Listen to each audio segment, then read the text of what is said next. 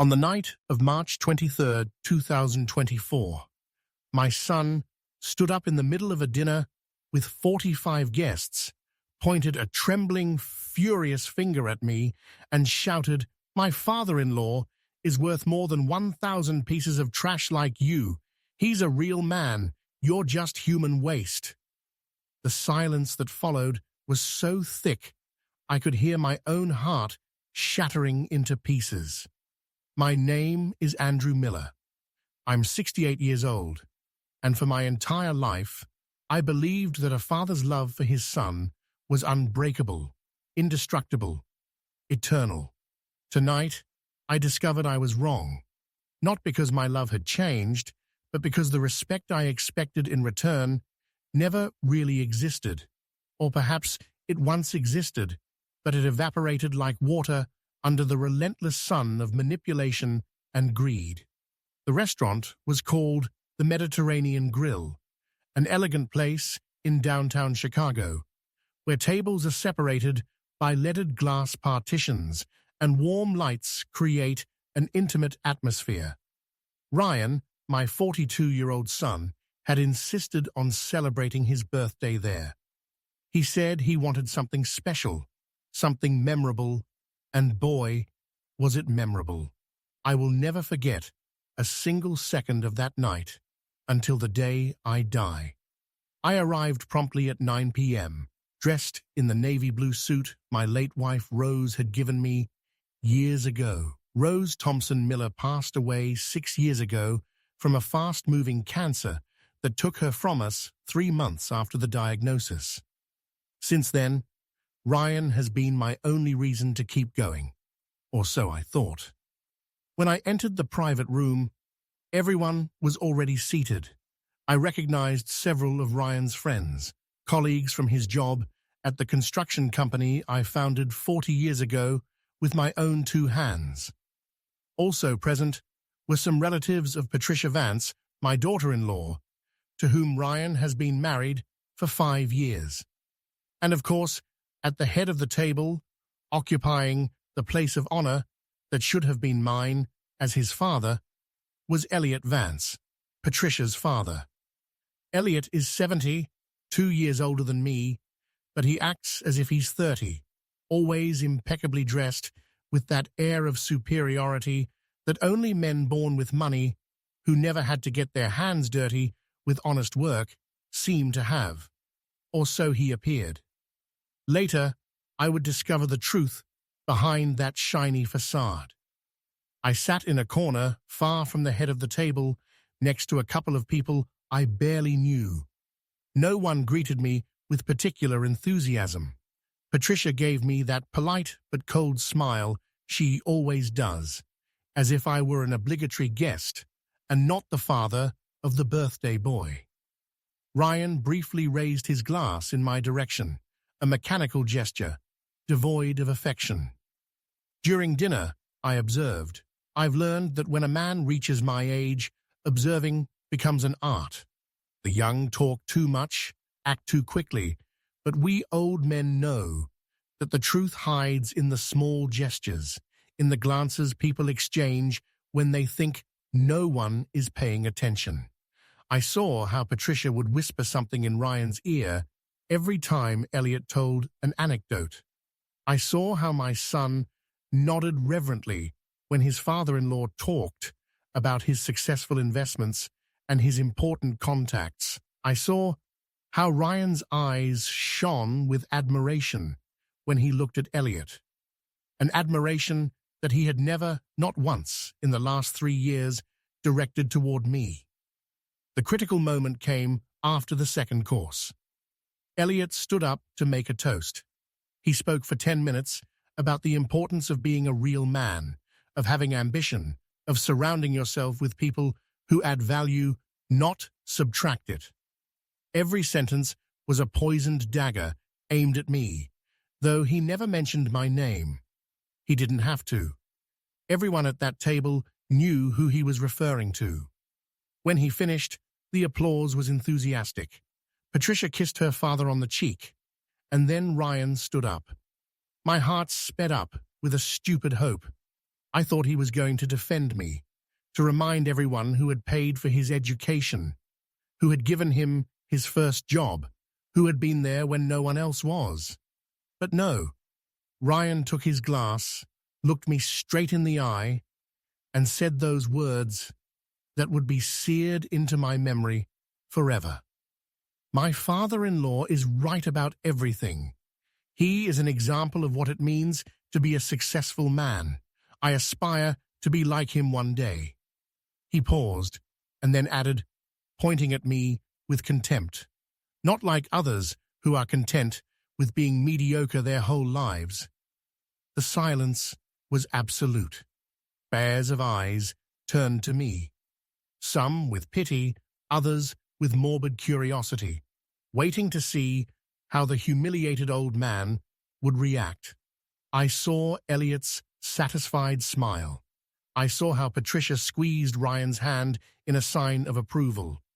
And I saw how my son, my only son, the boy I held in my arms when he was born, looked at me with something worse than hate, with indifference. I said nothing. I remained seated with my back straight. Staring at my plate, I finished my meal in silence while conversations resumed around me, as if nothing had happened, as if they hadn't just shattered a father's heart in front of all those people. When I got home that night, I sat in the armchair where Rose used to read her novels. I looked at her photograph on the mantel, and for the first time in 6 years, I spoke to her out loud. Rose, I said, our son just spit on everything we built. But I promise you something. This won't be the end of it. I'm not going to scream. I'm not going to cry. I'm not going to beg. I'm going to do what you taught me. Act with intelligence. And when it's all over, Ryan will understand the true meaning of the word respect. The next day, I dialed my lawyer's number. That night, I couldn't sleep. I stayed awake until dawn, watching the sunlight slowly filter through my bedroom window, remembering every moment of Ryan's life since he was a little boy. The memories came in waves, some sweet, others painful, all of them now tinged with the bitter taste of betrayal. Ryan was born on September 12th, 1982. Rose and I were living in a tiny apartment in a humble Chicago neighborhood where dreams were big, but wallets were empty. I worked as a bricklayer for a medium-sized company, getting up at 5 every morning to get to the construction sites before sunrise. Rose sewed clothes for the neighbors, earning just enough to supplement my salary. When Ryan was born, I swore my son would have a better life than mine. I didn't want him to know the taste of hard bread soaked in watery milk, or the shame of wearing shoes with holes in the soles. I wanted to give him an education, opportunities, dignity, and I kept that promise, even though it cost me my health and years of my life. During Ryan's early years, I worked 2 jobs simultaneously. From Monday to Friday, I was on construction sites, and on weekends, I did home repairs for anyone who could pay me. Rose protested. She told me I was killing myself, but I always gave her the same answer. This is temporary. Soon we'll have our own company, and everything will be different. She believed me because she loved me, and I forced myself to believe it because it was my only hope. I remember perfectly the day Ryan started at St. Ignatius, a prestigious private school where the children of doctors, lawyers, and businessmen studied. He was 6 years old and wore his new uniform, perfectly ironed by Rose. Other fathers arrived in elegant cars. I arrived in my white van, covered in tools and cement stains. Ryan hugged me before going in, unashamed of my work clothes or the smell of honest sweat. Back then, I was his hero. The years passed. The construction company I founded when Ryan was 8 started with just me and 2 employees. We built walls, fixed roofs, took any job we were offered. Little by little, with sacrifice and absolute dedication, the business grew. 10 years after founding it, we had 20 workers and contracts with the city for public works. Rose got sick when Ryan was in his last year of college. He was studying architecture at a top university, a costly degree that I paid for without ever complaining. The diagnosis came like a lightning bolt. Advanced stage pancreatic cancer. The doctors gave us 6 months, but Rose only held on for 3. She died on April 18th, 2018, in the hospital room where Ryan and I took turns staying with her day and night. During the funeral, my son cried, holding on to me. He told me between sobs, "Dad, thank you for everything you did for Mom and for me. I will never fail you, I promise." I treasured those words in my heart. I thought our bond had been strengthened by the shared tragedy. How naive I was. Ryan met Patricia 2 years after Rose's death. She worked as an executive secretary at an advertising agency. She was beautiful, educated, with that sophisticated air of women who grew up in wealthy suburbs and international schools. From the first moment, I knew she came from a different world than ours, but my son was in love, and I wanted to see him happy. The first time Patricia brought Elliot to our house, I felt a pang of unease that I couldn't interpret at the time. Elliot came in, looking at everything with disguised disdain, the simple furniture, the walls without expensive paintings, the modest television. He sat on the sofa as if he were afraid of getting dirty and accepted the coffee I offered him with a condescending smile. During that visit, Elliot talked non-stop about his real estate investments, his contacts in the financial sector, his properties on the coast. I listened politely, although something in his way of speaking felt false, exaggerated. Rose always said I had a good instinct for spotting liars, but that afternoon I decided to ignore my suspicions. I didn't want to be the distrustful father who ruins his son's happiness. The change in Ryan began subtly after the wedding, held in May 2019. Small things at first. He would arrive late to company meetings, seem distracted when I explained important projects, and started questioning my business decisions. I attributed it to the natural stress of married life and adjusting to living with another person. But then came the comments. Patricia would casually mention during family dinners how modern men should dress, speak, behave, always with a sweet smile, always in a tone of gentle suggestion, but the message was clear. I didn't measure up to those standards. Elliot reinforced these ideas with anecdotes about successful businessmen he knew, men who, according to him, knew how to live. Slowly, imperceptibly, my son began to look at me differently. He no longer sought my advice for important decisions. When we talked about the company, he preferred to discuss things with Elliot before me. At family gatherings, he would sit next to his father-in-law, laughing at his jokes, nodding at his opinions, while I remained at one end of the table, invisible. 3 years ago, convinced by Patricia and Elliot, I made the stupidest decision of my life.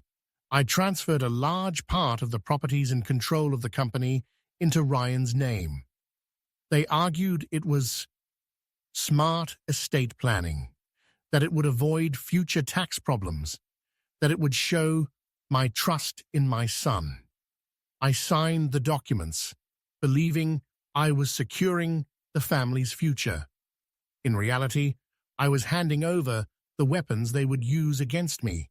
Now, sitting in the darkness of my room after that humiliating dinner, all the pieces fit together.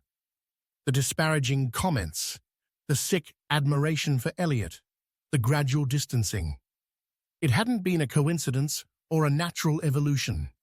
It had been systematic manipulation, a carefully executed plan to turn my son against me. But they made one fatal mistake. They underestimated the old bricklayer. They believed that because I had signed some papers, I had lost all my power. They didn't know that a man who builds an empire from scratch never completely gives up control. He always keeps a few cards up his sleeve, always has a backup plan. As the sun finished rising, I picked up my phone and dialed the number of Mark Reed, my lawyer for 20 years. He answered on the third ring with a sleepy voice. "Mark," I said with absolute calm, "I need you to review all the asset transfer documents I signed 3 years ago, every clause, every bit of fine print, and I need you to do it today." There was a silence on the other end. Then his voice sounded more awake. "Did something happen, Andrew?" "Yeah," I replied. "I just discovered that my son thinks he can get rid of me. It's time to remind him who built everything he has." Mark Reed arrived at my house 3 hours after my call. It was Sunday morning, but he had never failed me when I needed him. He came in with his worn leather briefcase and that serious expression he adopted when he knew we were facing something important. I made coffee while he spread the documents out on the dining room table. There were mountains of papers, deeds, contracts, powers of attorney, transfer records, everything I had signed during those months of blindness, when I thought I was building a bridge to the future and was actually digging my own grave.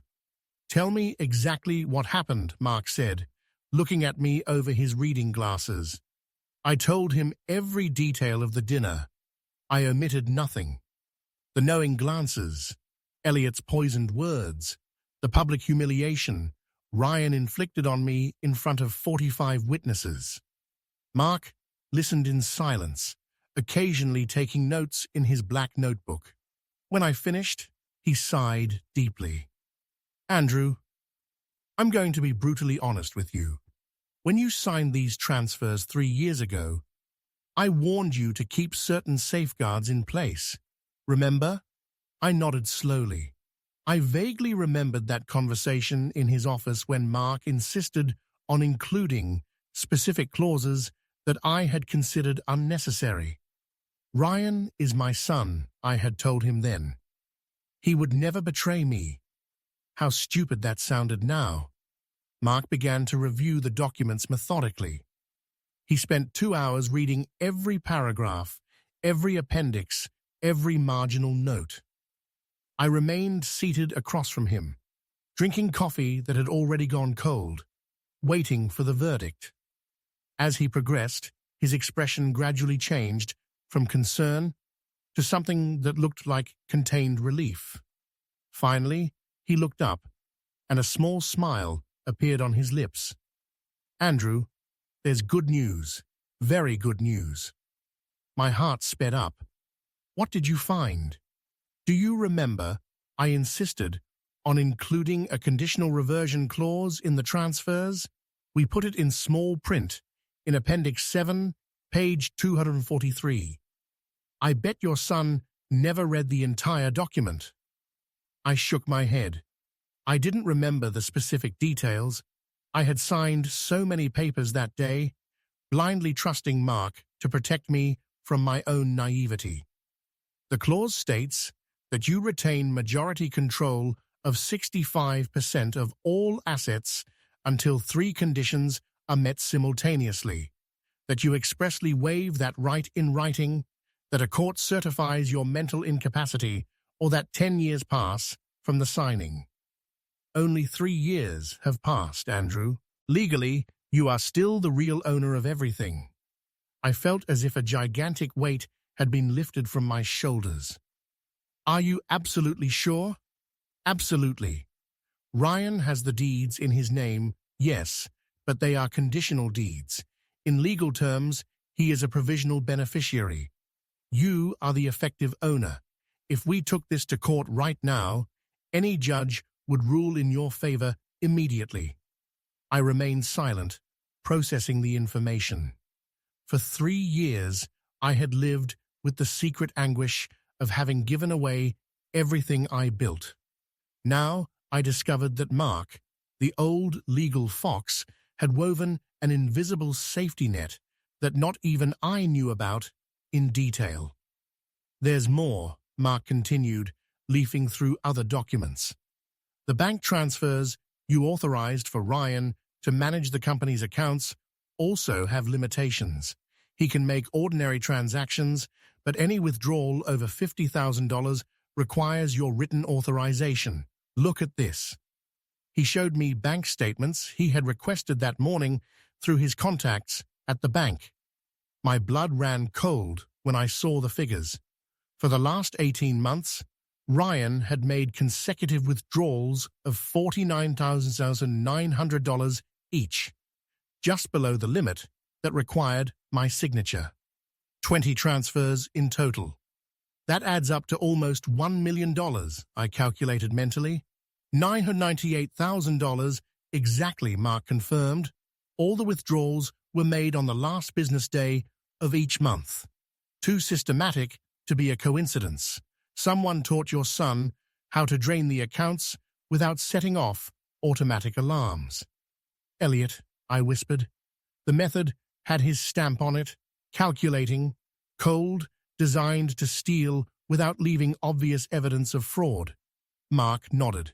"Probably, but here's the interesting part. I requested a trace on those transfers. Guess where a large part of that money ended up?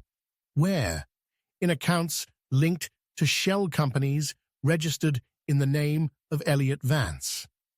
3 different limited liability companies, all with fiscal addresses in Miami. Real estate investments that never materialized. Hotel projects that only exist on paper.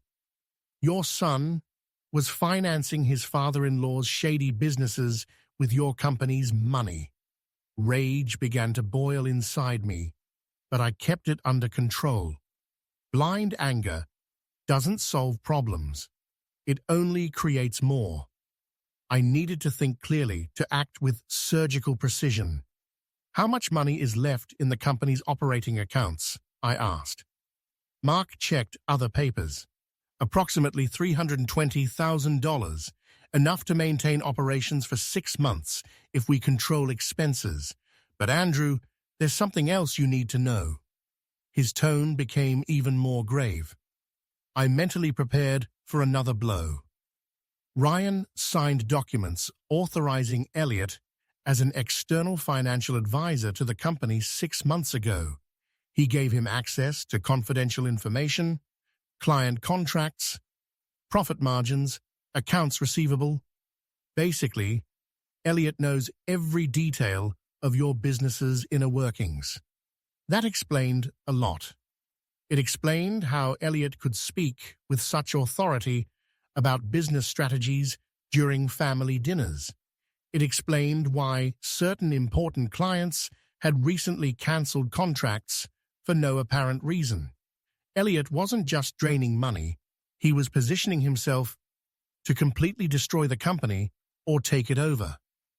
"I need you to do something for me," I told Mark with a firm voice. "I want a complete audit of all transactions made in the last 3 years. Every movement, every invoice, every transfer, and I want it done by external auditors, not our accounting department. That will cost between $20,000 and $30,000, Mark warned. "I don't care about the price. I need to know exactly what they've been doing with my company, and I need solid documentary evidence that will stand up to any legal counterattack." Mark closed his briefcase and looked at me with something resembling admiration. "I always knew you were smarter than you let on, Andrew. What do you plan to do with all this information?" I got up and walked to the window. Outside, the streets of Chicago were bustling with Sunday life. Families strolling, children playing, normal people living normal lives. I was no longer part of that world. I was at war, and in war, There are only two options: win or be destroyed. I'm going to take back everything that's mine, I said without turning around. But I won't do it by shouting or making dramatic scenes. I'll do it silently, legally, methodically. And when Ryan and Elliot realize what's happened, it will be too late to stop me. And your son? Are you prepared for what this means? I turned to face Mark. My son died last night at that dinner. The man who humiliated me in front of all those people is not the child I raised. He is a stranger who needs to learn the most important lesson of his life, that respect isn't inherited, it's earned, and that betraying the one who gave you everything has consequences that last forever. Mark nodded slowly and headed for the door. Before leaving, he stopped. I'll have the preliminary audit report in 72 hours. In the meantime, don't do anything that could alert them. Act normal. After he left, I sat down on the sofa again. I looked at Rose's photograph on the mantel. It's begun, my love, I said in a low voice, and I promise I won't let you down. The next 3 days were a masterpiece of acting. I showed up at the construction company's office every morning, as always, greeting employees with the same cordiality, reviewing budgets and blueprints as if nothing had changed. Ryan would arrive late, around 11, and spend most of his time locked in his office on the phone. I watched him from my desk, noticing details I had previously ignored. On Tuesday afternoon, Ryan left early, saying he had an important meeting with potential investors. He didn't mention who these investors were or for what project. He just took his briefcase and disappeared. I smiled and wished him good luck, though I knew perfectly well he was going to meet with Elliot. Mark had a contact discreetly monitoring my son's movements. On Wednesday at 4 p.m., Mark called my cell. We need to meet now. The usual place. The usual place was a small bar in a gritty neighborhood called the Forgotten Corner, an old establishment where they served strong coffee and nobody asked questions. I arrived 20 minutes later and found Mark sitting at a table in the back with a thick folder in front of him. His expression was grim. I sat across from him without a word. Mark slid the folder toward me. Read this. You're going to need something strong afterward. I opened the folder and began to review the documents. They were bank reports, business registries, tax documents. With every page I turned, I felt the temperature of my blood rise. Not with uncontrolled rage, but with that cold, lucid fury that allows you to think with absolute clarity, even when you discover you've been betrayed in ways you never imagined possible. The audit revealed a sophisticated scheme of financial drainage. For 18 months, Ryan had been diverting money from the company to Elliot's accounts using a network of seemingly legitimate transactions. Payments to phantom suppliers, inflated bonuses to non-existent external consultants, advances for materials that were never purchased, all documented with fake invoices and fabricated contracts. The total amount reached $2.3 million, not the million we had initially estimated. The other withdrawals had been for personal expenses: the luxurious apartment where Ryan lived with Patricia, the German sports car he drove, the vacations in the Hamptons. My son had been living like a prince on the money I earned, working until I bled. But that wasn't the worst part. The worst was in the final pages of the report. Elliot Vance has accumulated debts of $4.5 million, I read aloud. Unpaid bank loans, credits with unregulated financial entities. He even owes money to private lenders. I looked up at Mark. Private lenders means what I think it means? Mark nodded gravely. Loan sharks. Dangerous people. Elliot is desperate, Andrew. That's why he orchestrated all this. It wasn't simple ambition, it was survival.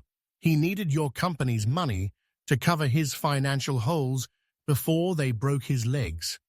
Or worse. I continued reading. Elliot's supposed successful real estate investments were a house of cards. He had bought overpriced properties during the 2006 real estate boom, convinced that prices would continue to rise forever. When the 2008 crisis hit, he was left with buildings that weren't worth half of what he paid for them. He refused to sell at a loss, believing the market would recover. It never did. For years, Elliot had maintained the facade of a successful businessman by taking out loans to pay off other loans. A downward spiral that could only end in bankruptcy. Meeting Patricia, and through her Ryan, had been his lifeline. A naive young man with access to a solid company and a trusting father, the perfect victim. "There's more," Mark said, pointing to another document. "Look at the dates." The dates of the first suspicious withdrawals coincided exactly with the period immediately following my decision to transfer properties into Ryan's name. It hadn't been gradual or opportunistic. It had been meticulously planned from the beginning. Elliot had waited patiently until I signed the transfer documents, and then he activated his plan. "Patricia knew all this," I said. "It wasn't a question." "Look at this email we recovered from the company's servers." Mark showed me his tablet. It was a conversation between Patricia and Elliot dated 8 months ago. She wrote, "Ryan still has scruples about his father. You need to work more on changing his perspective. Make him see that Andrew is an obstacle, not a mentor." Elliot's response, "Leave it to me. In 6 months, Ryan will be begging us to help him get rid of the old man." I closed my eyes. The physical pain I felt at that moment was real, located in the center of my chest. It wasn't metaphorical or dramatic. It was the literal pain of a shattered heart. My daughter-in-law and her father had turned my son into a weapon against me, and Ryan had allowed them to do it. "How do we get the money back?" I asked in a neutral voice. "That's the tricky part. The money has already been used by Elliot to pay his most dangerous creditors. Recovering it directly will be almost impossible without a long and costly legal process. But there's another option, which is we use this information as leverage. Elliot committed documented fraud, forgery of invoices, misappropriation of funds, conspiracy to defraud. These are criminal offenses, not civil ones. If we file a complaint, he will go to prison. He's 70 years old, Andrew. 3 or 4 years in jail would be a practical death sentence for him." I thought about it carefully. Vengeance was tempting, but I was not a man who acted on emotion. "And would Ryan face criminal charges too?" Mark paused before answering. "Technically, yes. He signed documents authorizing fraudulent payments. A prosecutor could argue he was a willing accomplice, but we could also present him as a victim of manipulation, especially if we prove that Elliot exerted undue influence over him. It would depend on what story we want to tell." I remained silent for several minutes, looking at the coffee cooling in my cup. Mark respected my need to process everything without interruption. Finally, I spoke. "I'm not going to destroy my son by sending him to prison, but I'm not going to let him get away with this unscathed either. He needs to learn. He needs to face real consequences. Give me all the legal options we have to regain control of the company and protect what's left of the assets." Mark opened his notebook. "First, we can invoke the reversion clause I mentioned. That gives you back majority control immediately. Second, we can cancel all the powers and authorizations Ryan has over the bank accounts. Third, We can revoke his position as CEO of the company based on demonstrable mismanagement. All of this is legal and does not require his consent. Do it all tomorrow. Andrew, when we do this, there will be no turning back. Ryan will know you've discovered everything.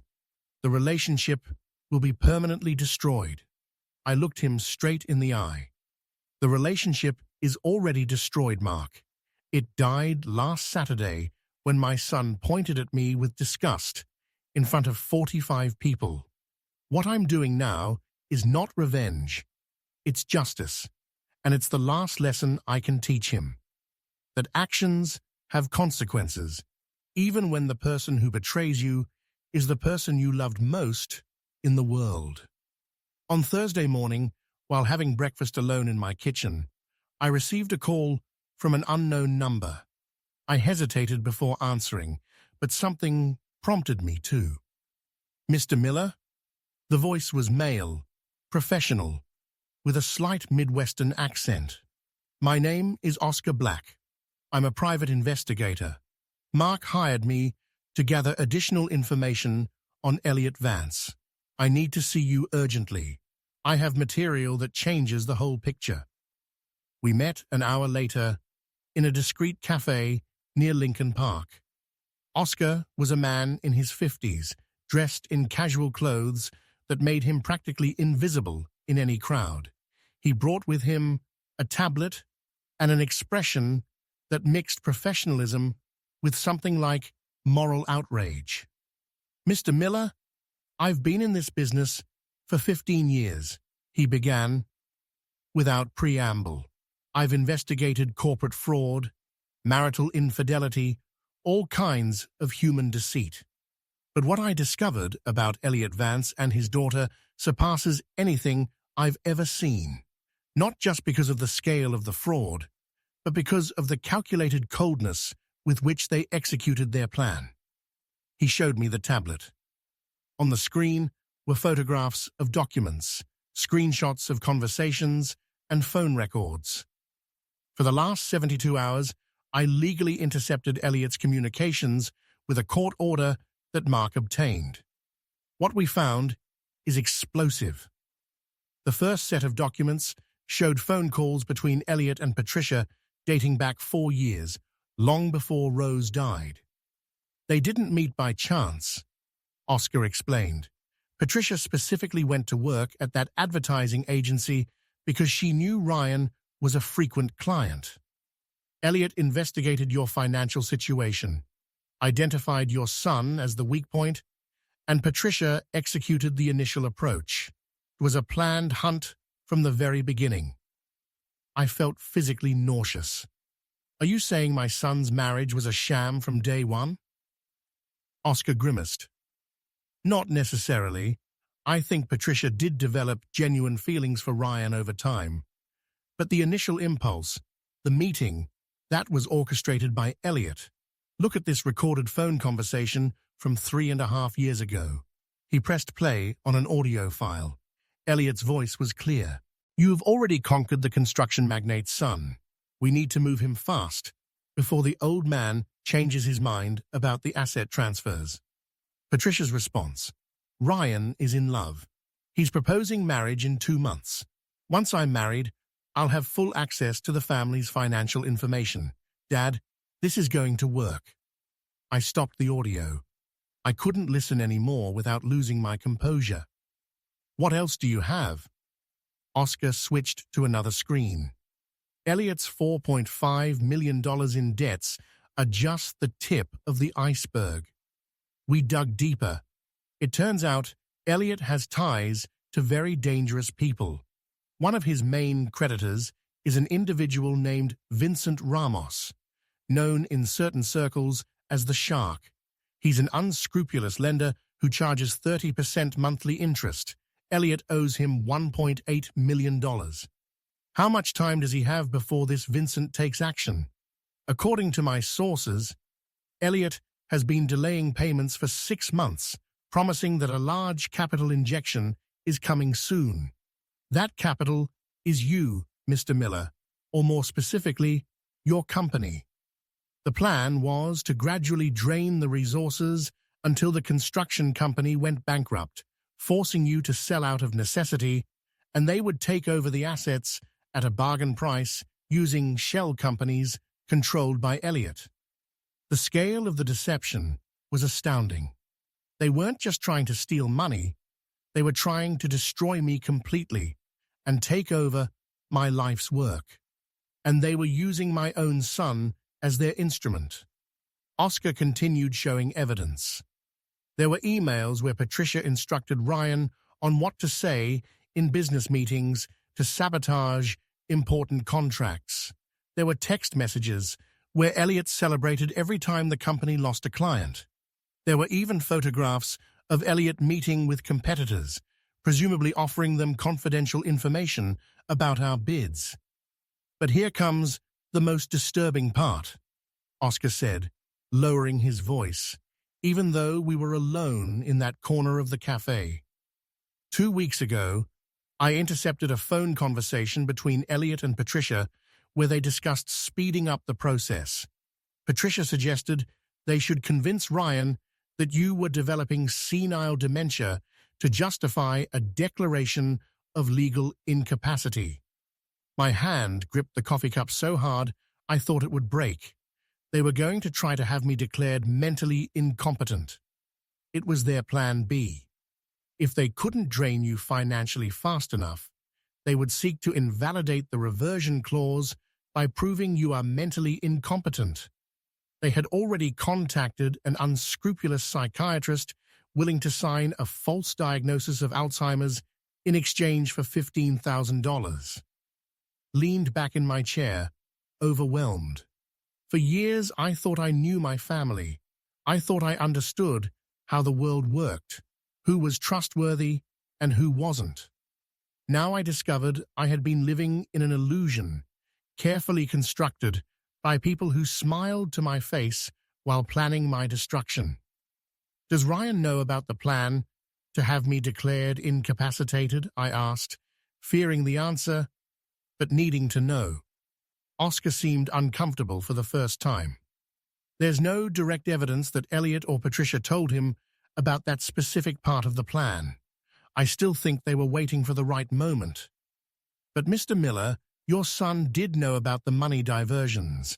I found messages where he asks Patricia if what they are doing is legal, and she reassures him by saying they are just taking what will eventually be his anyway. Ryan chose to believe that lie because it suited him. We remained silent for several minutes.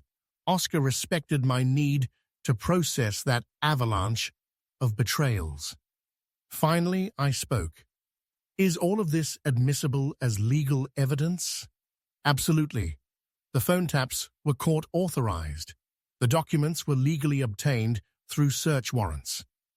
Any competent lawyer could build a solid criminal case that would send Elliot to prison for 5 to 10 years. Patricia would also face charges as an accomplice, and Ryan would depend on the prosecutor and how we present the narrative. It could be argued that he was manipulated or that he was a willing participant. The line is blurry. I made a decision at that moment. I want certified copies of all this material, every recording, every document, every photograph, and I want you to prepare an executive summary that outlines the findings in terms anyone can understand.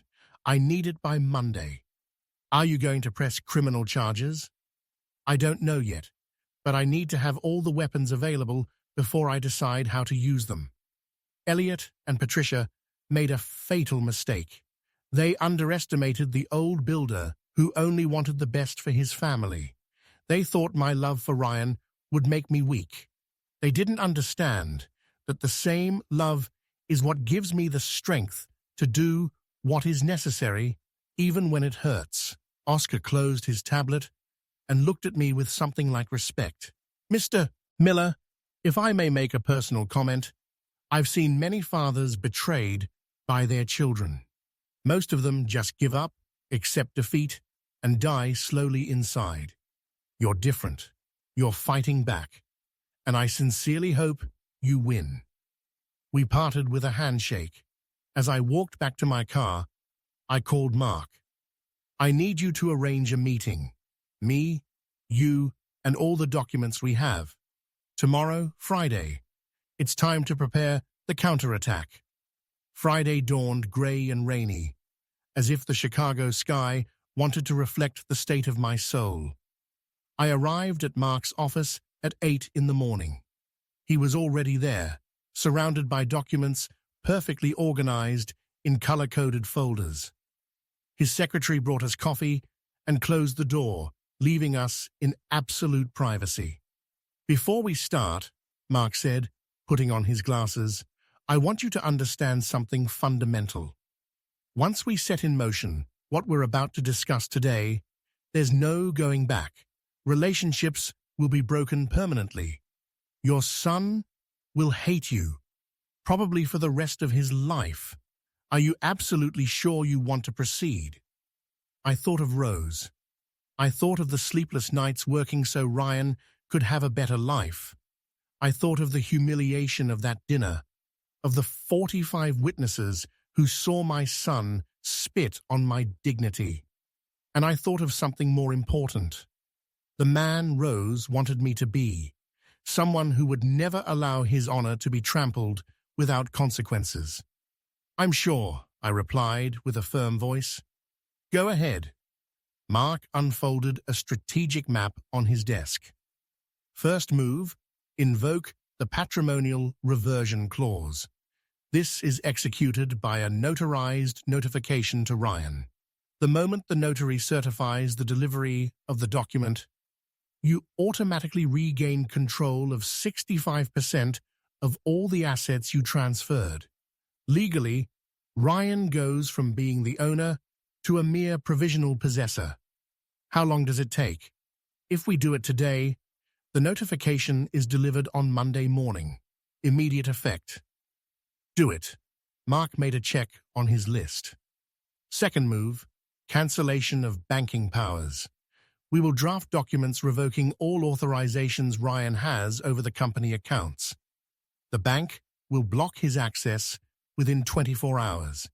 He won't be able to make a single transaction without your explicit signature. Perfect. What else? Here comes the crucial part. We meticulously reviewed all the documentation Ryan signed over the last 18 months. We found something extraordinary. Mark pulled out a red folder. Remember those $49,900 transfers we mentioned? The ones that added up to almost $1 million. Exactly. Well, it turns out that to justify those transfers to internal audits, Ryan signed service contracts with phantom supplier companies, completely fake contracts. The problem is that those companies are registered in Elliot's name. And here's the beautiful part. When Elliot registered them, he committed documentary fraud by declaring non-existent share capital. That automatically invalidates any associated contract. I didn't fully understand where he was going. Explain it to me in simple terms. The fake contracts that Ryan signed are linked to legally null companies. By extension, the transfers based on those contracts are also null. You not only recover the initial 65%, but you also recover an additional 20% that was justified through those fraudulent contracts. In total, you will control 85% of the entire estate. A slow smile formed on my face. Elliot destroyed himself with his own greed. Exactly. He was so greedy, so rushed to drain the money, that he didn't take basic legal precautions. A decent lawyer would have structured the fraud more sophisticatedly, but Elliot improvised, and improvisations leave tracks. Mark pulled out another document. Third move, removal of Ryan as CEO of the company. As the recovered majority owner, you have absolute authority to dismiss him. We will send him a certified letter communicating his immediate termination for just cause mismanagement, conflict of interest, breach of fiduciary duties, all documented with the evidence we have. He can challenge it legally, he can try, but he would lose. The evidence is overwhelming. Any judge would see that your decision is more than justified. In fact, a judge would probably wonder why you've been so generous as to not press criminal charges immediately. We continued for 3 hours, going over every detail of the legal strategy. Mark had thought of everything. The revocation of my previous will that left everything to Ryan, updating beneficiaries on life insurance policies, even modifying contracts where my son appeared as a guarantor. "One more thing," Mark said finally. "You need to decide what to do with the apartment where Ryan lives with Patricia. Technically, that property is included in the estate you will recover. You have the legal right to request an eviction." The idea of leaving my son homeless caused me sharp pain. But then I remembered the words Oscar had shown me in those recordings. I remembered how Patricia and Elliot planned to have me declared insane. I remembered that Ryan knew about the theft and chose to participate. "Issue an eviction notice," I said in a voice I didn't recognize as my own. 30-day notice as required by law. If he wants to continue living there, he can pay rent at market price. If he can't afford it, he can find another place. Mark looked at me for a long time. "Andrew, you're tougher than I thought." "I'm not tough. I'm fair. For 42 years, I gave everything for that boy. Now it's time for him to learn to stand on his own 2 feet, like I did at his age. It's the only way he'll understand the value of what he had and destroyed." We signed documents for another hour powers of attorney, revocations, legal notifications. My hand trembled slightly as I stamped my signature on each page, not from doubt, but from the emotional intensity of the moment. I was systematically dismantling the life my son thought he had secured. "The documents will be processed over the weekend," Mark explained, locking everything in his safe. "On Monday morning, Ryan will simultaneously receive 5 notifications: asset reversion, cancellation of banking powers, termination as CEO, will revocation, and an eviction notice. Everything will arrive at the same time. It will be like a legal nuclear bomb." "Good. I want him to feel the full impact all at once. No prior warnings, no opportunity to prepare defenses or move assets.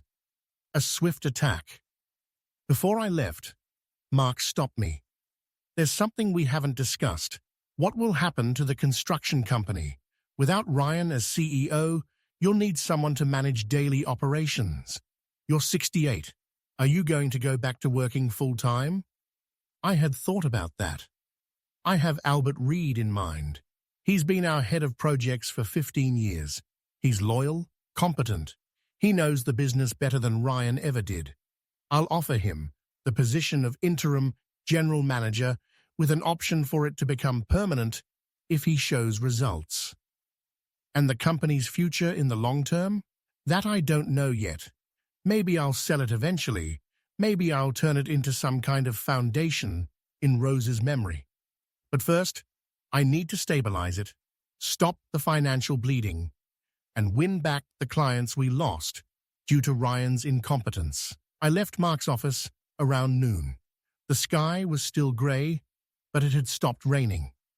I walked aimlessly for a while, processing everything we had just set in motion. In less than 72 hours, my son would lose almost everything: his position in the company, his access to money, his apartment, his secure future. I stopped in front of a park where I used to take Ryan when he was little. I could see him running between the swings, laughing with that pure laughter that only children have.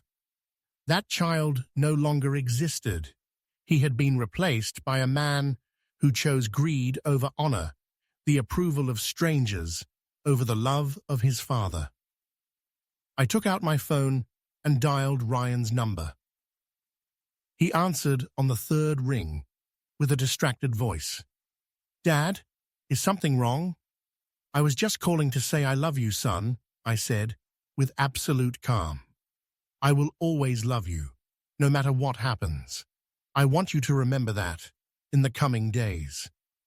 There was confusion in his voice. Sure, Dad. Me too. Hey, I'm busy right now. Talk later." "Of course. Take care, Ryan." I hung up before he could respond. It was my farewell.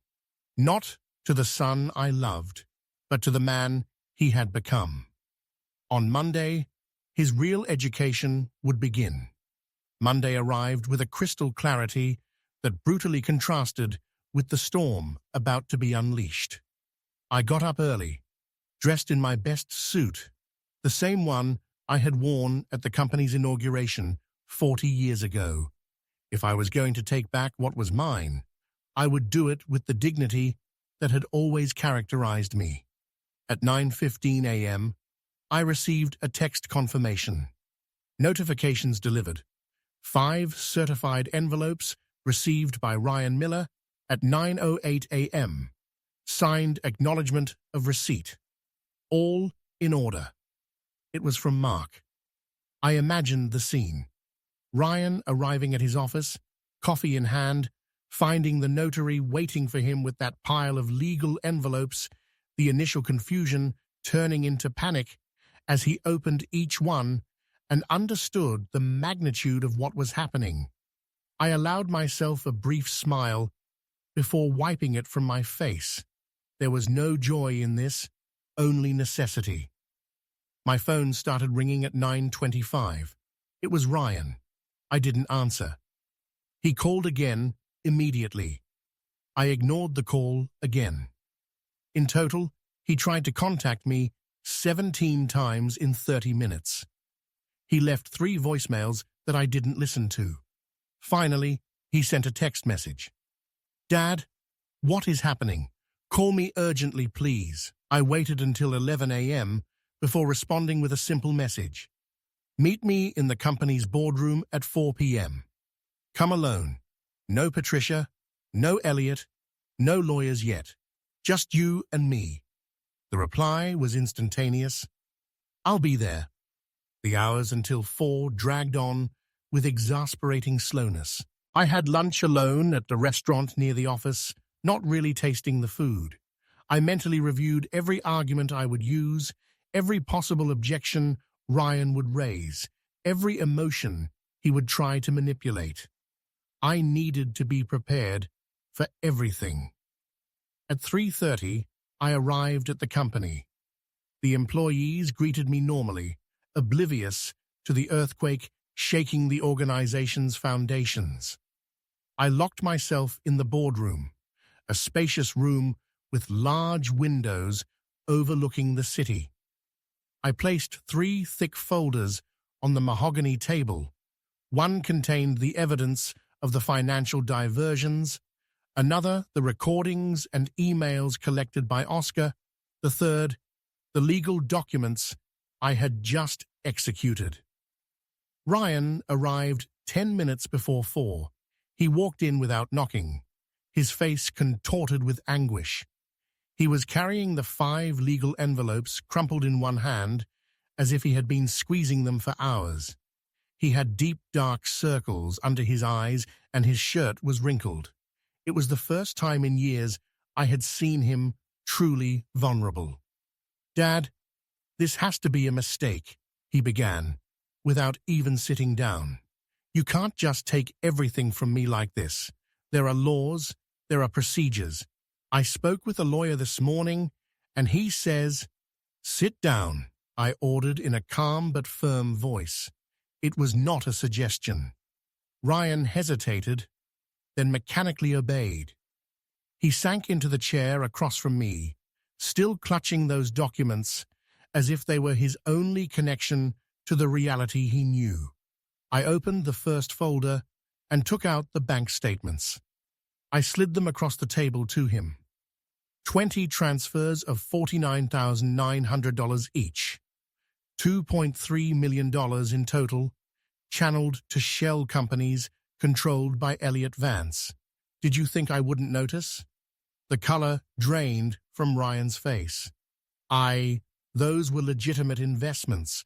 Elliot has contacts, business opportunities that— Don't insult me with lies, I interrupted. I kept my voice controlled, almost serene. Shouted anger would have been less effective than this icy calm.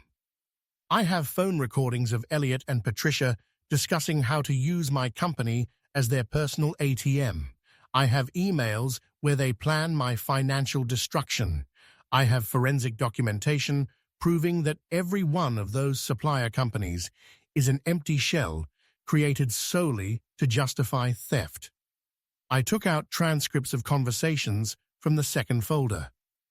Ryan read them with trembling hands. I saw his expression change from defensive denial to growing horror. Some of those conversations he probably didn't know about. He was discovering in real time how deeply he had been manipulated by Patricia and her father. They told me we were just optimizing the tax structure, he whispered, that it was normal in big business. Patricia said her father had done the same for years, and you just believed them. My voice rose slightly for the first time. Did it not occur to you to ask me your father, the man who founded this company when you were still in diapers? Did you not think for a second that maybe, just maybe, the family that appeared out of nowhere in your life might not have your best interests at heart? Ryan opened his mouth, but no sound came out. Tears began to form in his eyes. I'm going to tell you a story, I continued, leaning back in my chair. 40 years ago, I was a bricklayer with no formal education. Your mother sewed clothes so we could eat. When you were born, I worked 2 simultaneous jobs for 12 years. 12 years, Ryan. Do you know what that means? It means there were days when I only slept for 3 hours. It means there were weeks when I didn't see the sun because I left before dawn and came back after dusk. And I did it happily because I was building something for you. My son was now sobbing openly, but I didn't stop.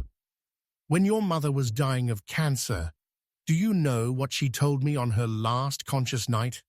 She made me promise that I would always take care of you, that I would protect you even from yourself if necessary.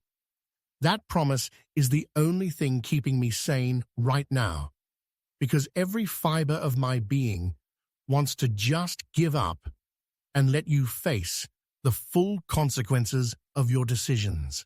I opened the third folder. Here's what's going to happen now. You no longer have access to the company's bank accounts. You are no longer CEO. You no longer live in that luxury apartment you never paid for. And most importantly, you will no longer automatically inherit everything I built. I have changed my will. Most of my estate will go to charitable institutions in your mother's memory.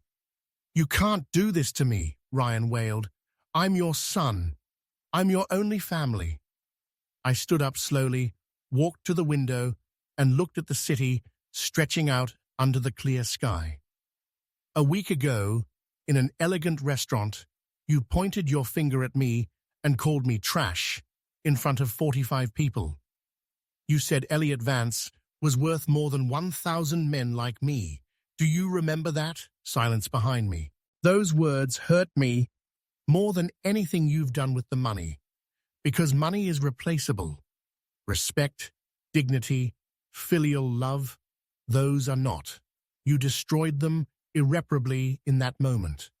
And now you're going to learn something I should have taught you years ago, that actions have real and permanent consequences.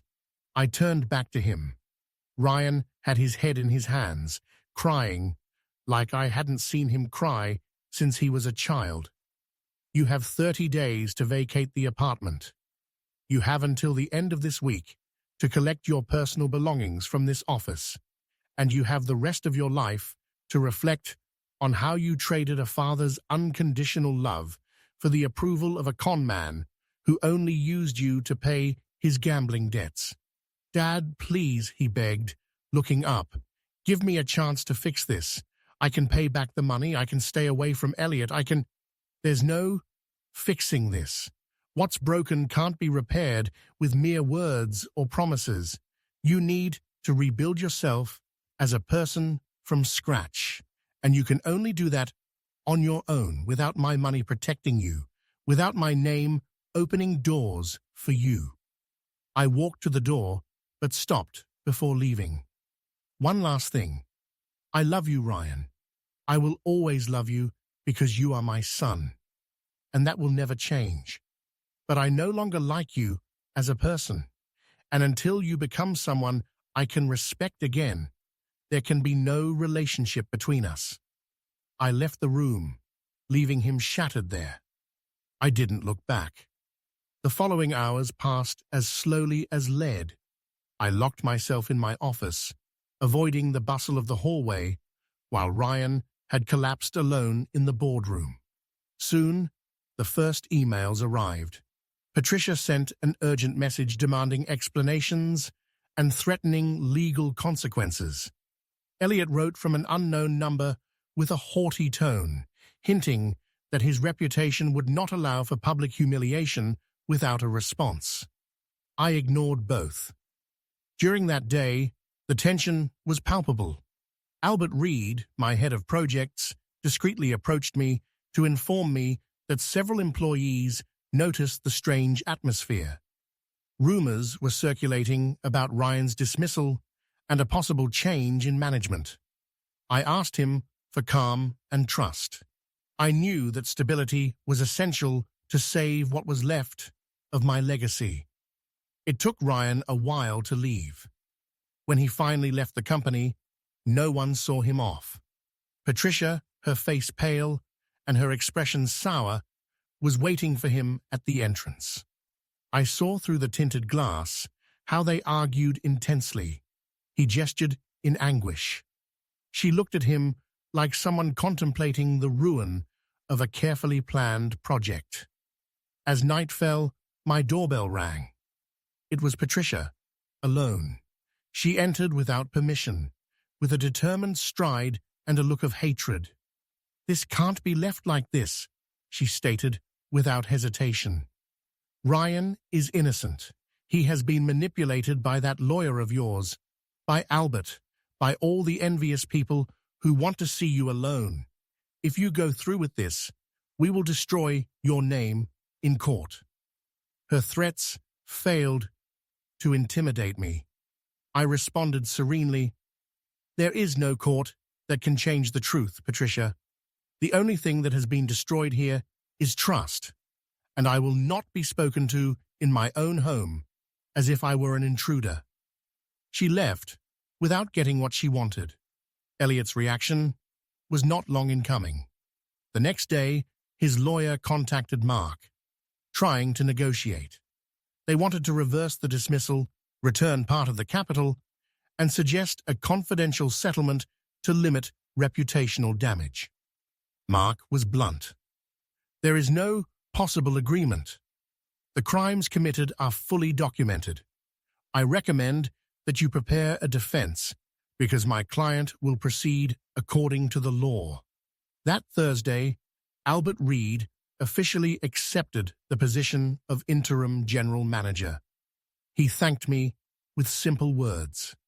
"Your trust is the most valuable thing I have ever been given, Mr. Miller. I will not let you down."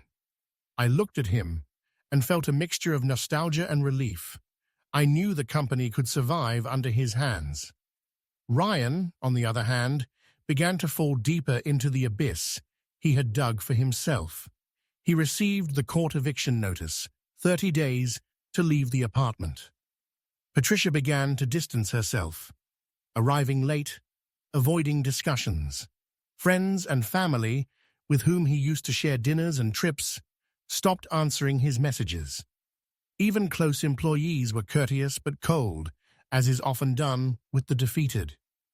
In the legal process, Mark filed formal claims that paralyzed all of Ryan's attempts to move funds or appeal the dismissals. Each allegation was shot down by the evidence that, like chess pieces, he had patiently and methodically gathered. Elliot, finding himself cornered, tried to pull strings among old banking and business contacts, but his own debts and tarnished reputation closed all doors to him.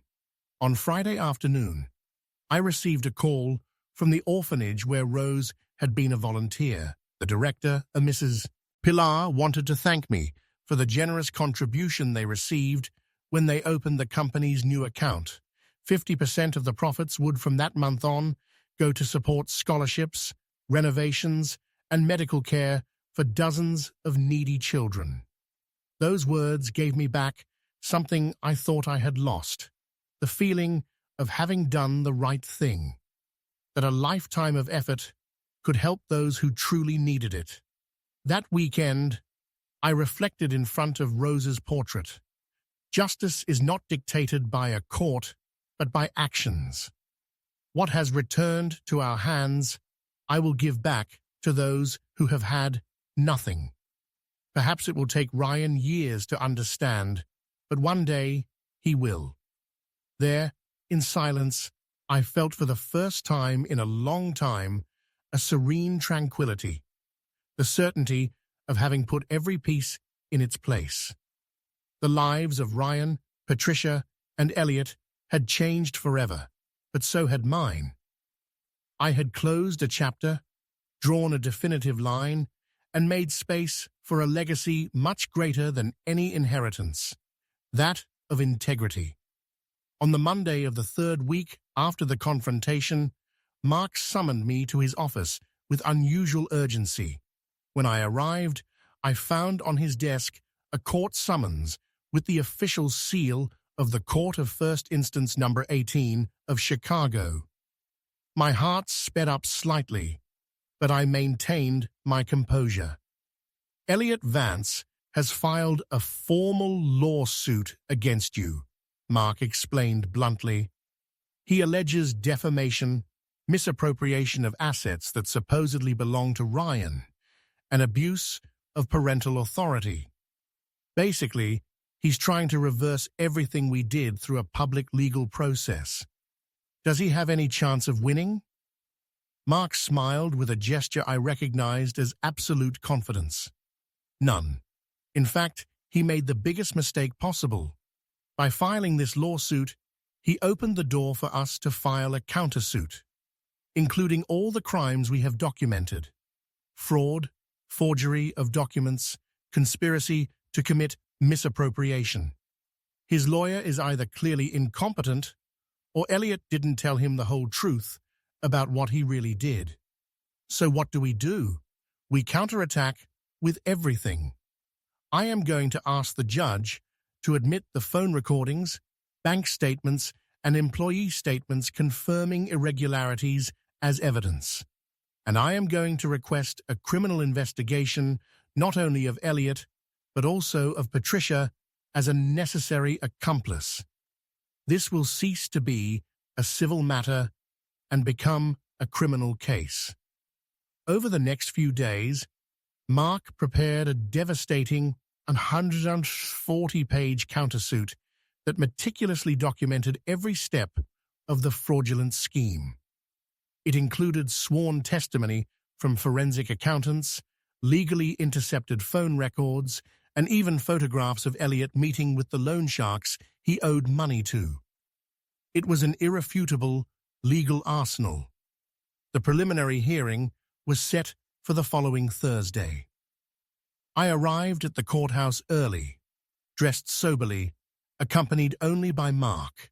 In the hallway, we saw Elliot, Patricia, and Ryan sitting together on a bench. My son looked haggard, with a neglected beard and wrinkled clothes I had never seen him wear. Patricia kept a physical distance from him, looking at her phone with an absent expression. Elliot, on the other hand, maintained that characteristic arrogance, though his eyes betrayed growing nervousness. When our gazes met, Ryan tried to stand up, but Patricia pulled him down by the arm, keeping him seated. The scene was revealing. My son wanted to talk to me, but she was preventing him. The manipulation continued even at that critical moment. The judge, the Honorable Dolores Campos Martin, was a woman in her 60s with a reputation for inflexible severity. She patiently listened to Elliot's lawyer's arguments for 40 minutes.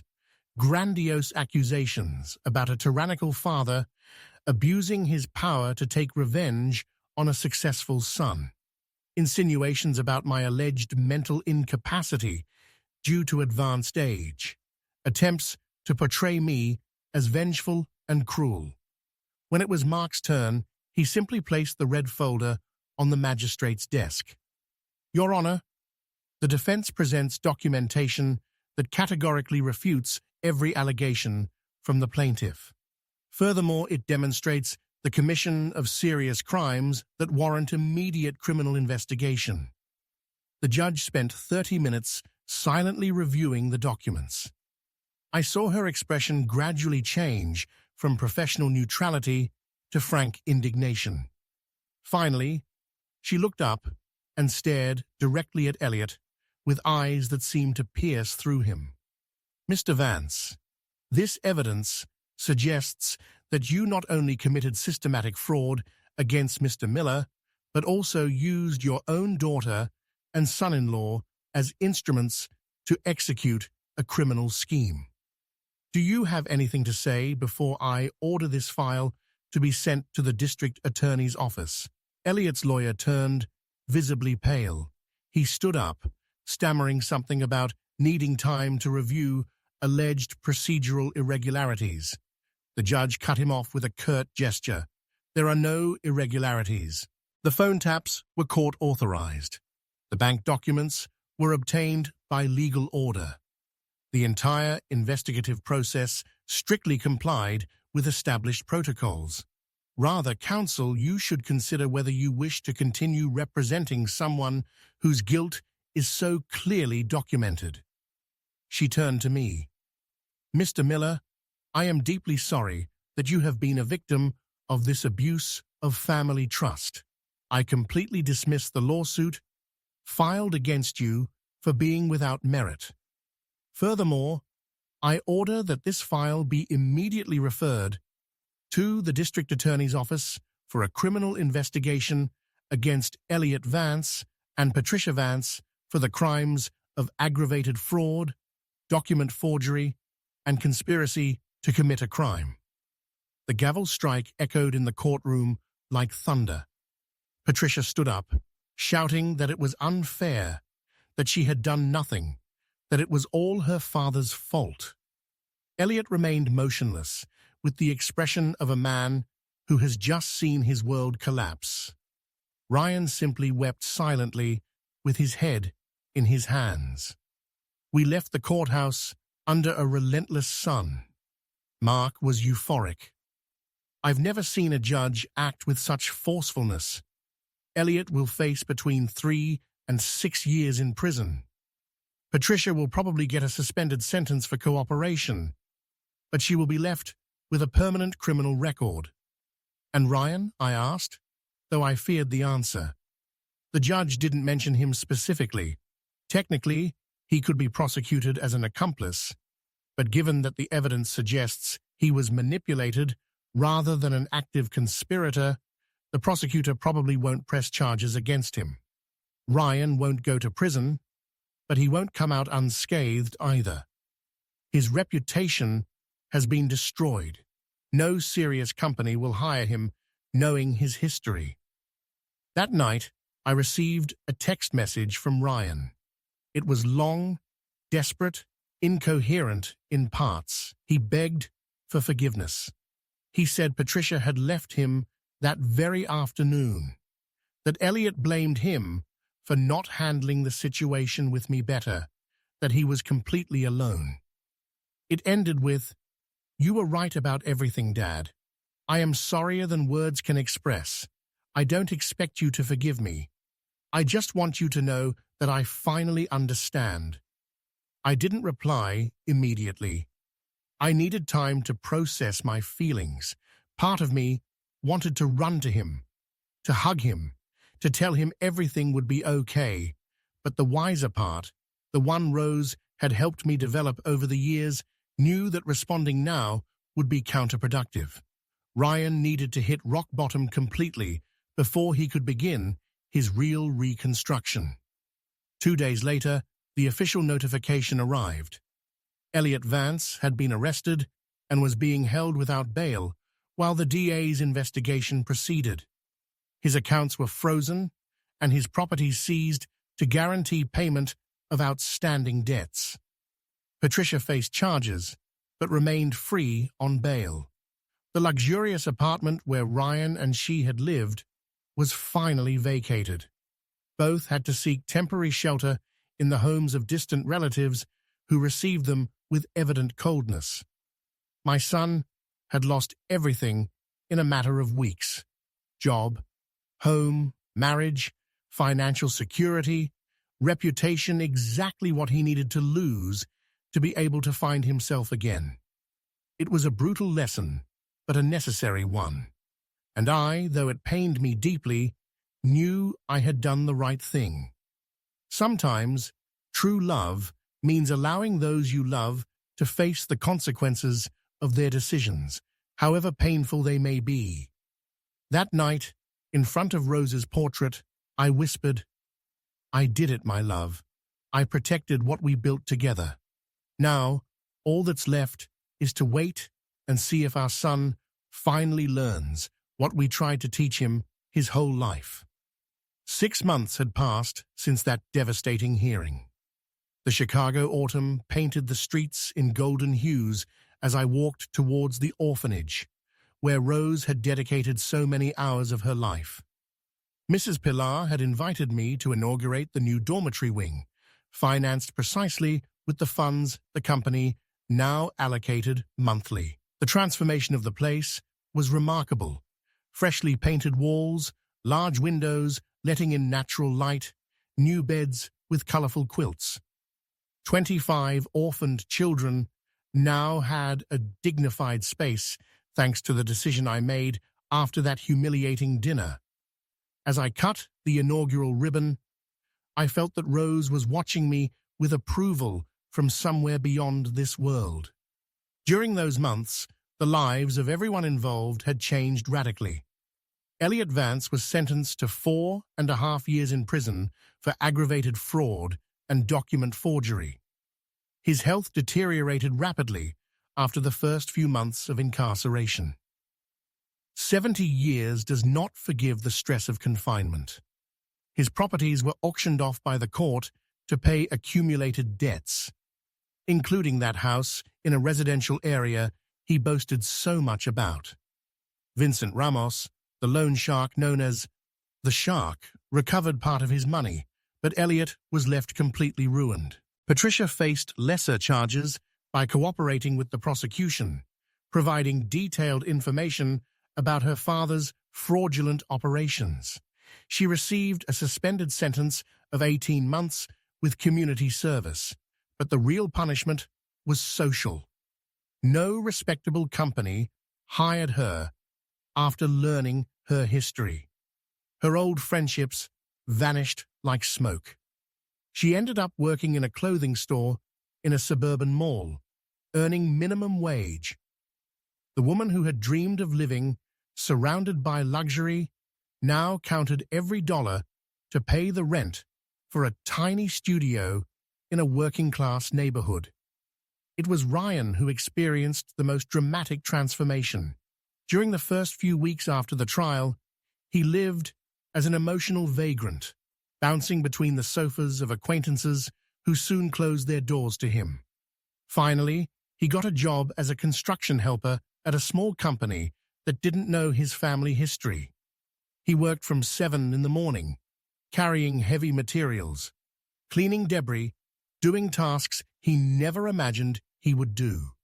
The salary was barely enough to share an apartment with 3 other workers. I knew this because Albert Reed, my general manager, discreetly informed me that he had seen Ryan on a nearby construction site. "He's changed, Mr. Miller," he told me. "He doesn't have that arrogance anymore. He seems humble, hard-working. His colleagues say he never complains. He always arrives early. He does what he's asked without protest." I did not seek contact with my son. I knew he needed that time in the desert, that period of forced reflection where every day reminded him of the value of what he had lost. But I received occasional reports through Mark, who kept a discreet watch to ensure Ryan didn't fall into dangerous situations like addiction or criminal debt. Patricia tried to reconcile with Ryan several times during those months, but he systematically rejected her advances. He finally understood that she had never really loved him. She had only seen a vehicle to the wealth her father coveted. The divorce was processed without complications, because there were no assets to divide. They both signed the papers in uncomfortable silence, and each went their separate way. The construction company, under Albert's direction, regained surprising stability. We won 3 major bids that Ryan had lost through incompetence during his management. The employees worked with renewed enthusiasm upon seeing competent leadership. Profits increased by 30% compared to the previous year, and monthly 50% of those profits flowed into social projects. The orphanage, community soup kitchens, university scholarships for youth from disadvantaged neighborhoods. One rainy afternoon in November, while reviewing blueprints in my office, I received an unexpected call. It was the foreman from the site where Ryan worked. "Mr. Miller, I know who you are and who the young man working here is. It's not my place to interfere, but I thought you should know that your son had a minor accident this morning. A poorly secured beam hit his shoulder. Nothing serious, just a bruise, but he refused to go to the hospital, saying he couldn't afford to miss work hours." I hung up the phone feeling divided. Part of me wanted to rush to that site, take Ryan to the hospital, make sure he was okay. But the more disciplined part knew that intervening now would be counterproductive. My son needed to learn complete self-sufficiency, including handling crises without a parental safety net. However, I did something Ryan never knew.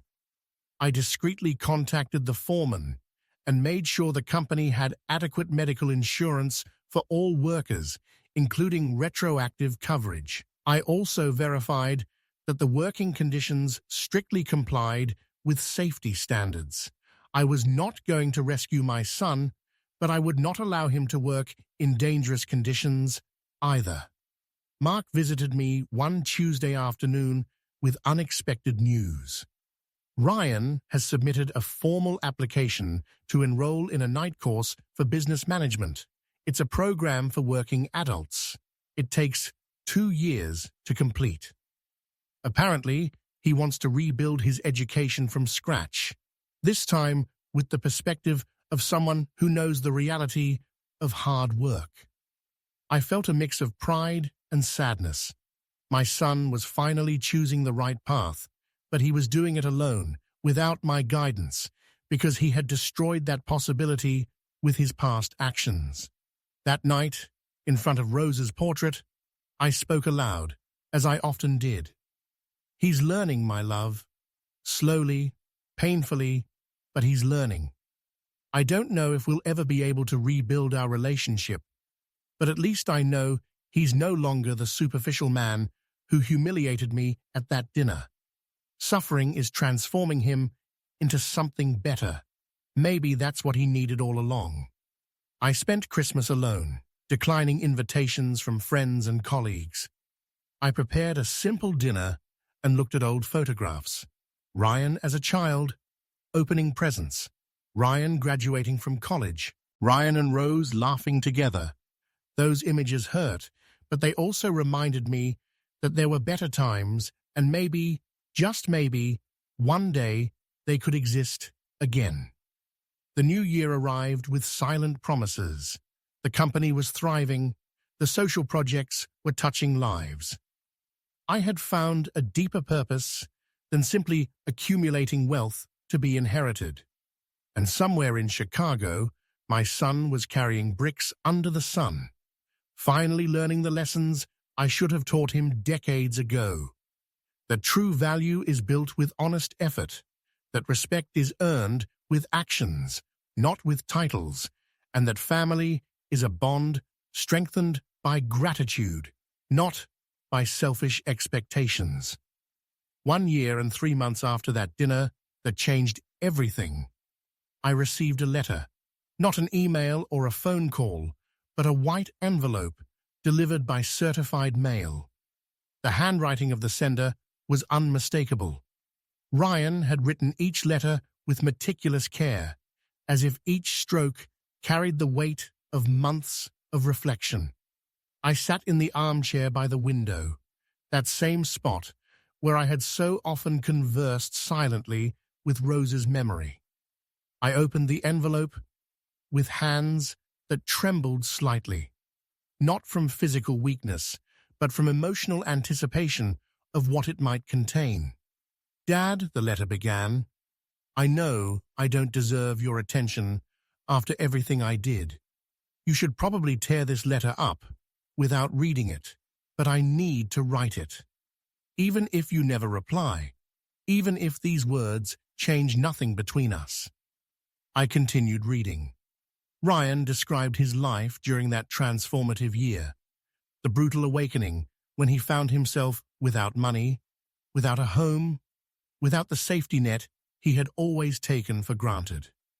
The first weeks sleeping on borrowed couches, feeling like a beggar of others' charity, the humiliation of applying for job after job, hearing constant rejections when they discovered his past.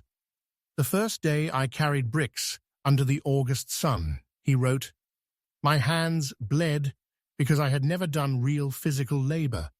I cried that night, not because of the pain of the blisters, but because I finally understood what every hour you worked when I was a child meant, every sacrifice you made, which I so easily despised."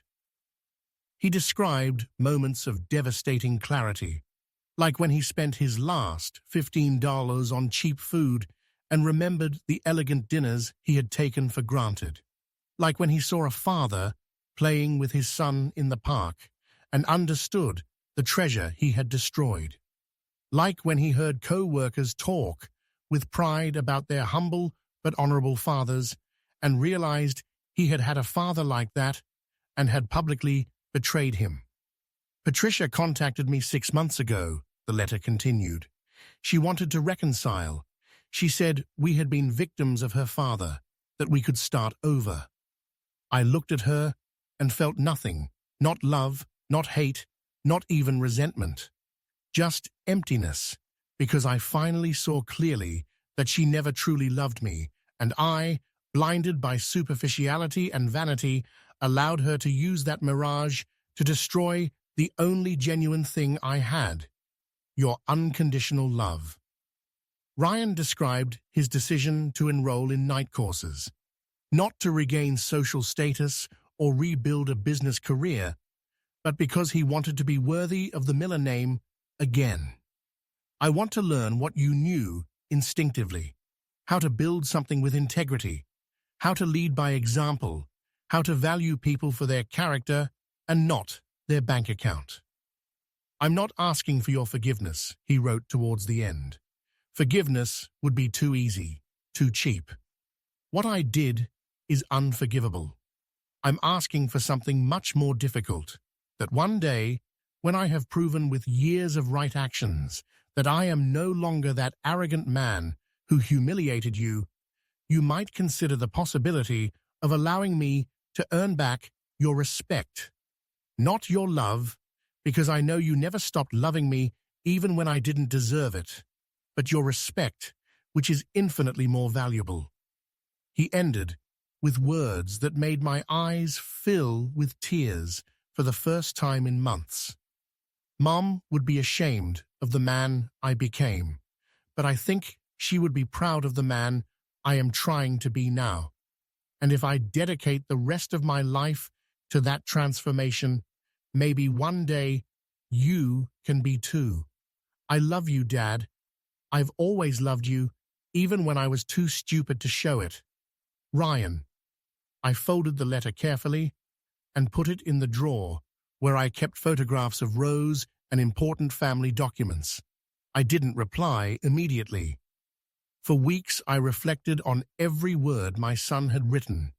I consulted with Mark, who confirmed that Ryan was indeed attending his night classes religiously, maintaining excellent grades.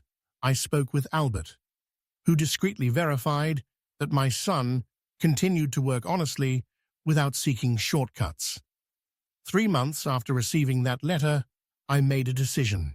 It was not a full reconciliation, because the wounds were still too fresh, but it was a microscopic first step towards the possibility of a future reconstruction. I sent him a brief message. Ryan, I read your letter. I appreciate your honesty. I'm not ready to meet yet, but I want you to know that I am watching your progress. Continue on the path you have chosen. When the time is right, if it ever comes, we will both know. In the meantime, take care of yourself and always remember who your mother was. She is the standard we should both aspire to meet. That same month, I made another significant change. I modified my will again. Most of my estate would still be destined for social projects in Rose's memory, but I included a special clause. If Ryan demonstrated for 5 consecutive years that he lived with integrity, honest work, and solid values, he would receive a minority stake in the construction company, not as an undeserved gift, but as recognition earned through genuine transformation. I visited the cemetery where Rose rested on a sunny spring afternoon. I cleaned her headstone, placed fresh flowers, and sat on the nearby bench I had occupied so many times during one-sided conversations with my deceased wife. I did it, my love, I said in a low voice. I did the hardest thing a father can do. I let our son fall completely so he could learn to get up on his own. I don't know if it will work. I don't know if we will ever get back the relationship we had, but I know I did the right thing. What you would have wanted me to do. The wind rustled the leaves of the nearby trees, and in that whisper I imagined Rose's voice telling me she was proud. That true love is not protecting those we love from every fall, but teaching them how to get up when they fall. That the most valuable lessons are those learned through transformative pain. As I walked back to my car, my phone rang. It was Albert, with good news about a new major contract we had won. The company was thriving. The social projects were touching more and more lives. And somewhere in this immense city, my son was carrying his past as a necessary weight while building a different future. I didn't know if Ryan and I would ever have a father-son relationship again. Maybe yes, maybe no. But there was one thing I knew with absolute certainty. I had protected the legacy that Rose and I built together. I had taught the last lesson a father can teach. I had shown that respect, dignity, and honor are values that are not negotiated, not even for the deepest love. That night, I slept peacefully for the first time in over a year, because I had finally made peace not with my son, but with the man I saw in the mirror every morning. And that inner peace was worth more than any forced reconciliation. Ryan's path was his own. Now, I had done my part.